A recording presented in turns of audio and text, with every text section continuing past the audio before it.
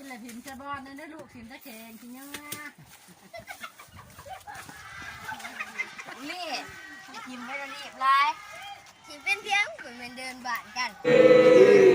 กับแมนยูแมนเดินบ้านโตนะเดินน้องเฮียนรักษาความสะอาดซอยกันหรอวะเป็นเพียงอย่างทีมเนี่ย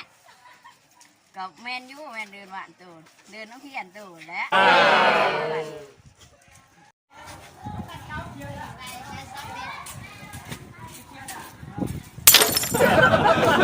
เข้าจะเป็นอันนี้เจ้าบุจะคือบุหักษาความสะอาดซอยกัน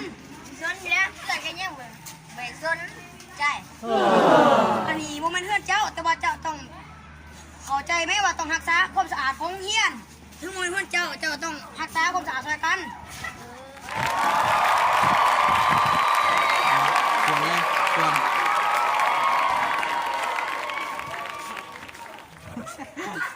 เป็นยังจะคือมันยอมผมเลยกับท่านเราอย่างเนาะ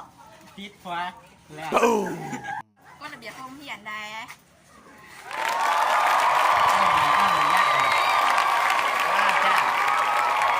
ที่ดำอยากให้ปฏิบัติตามกฎระเบียบของเฮียนที่ว่างออก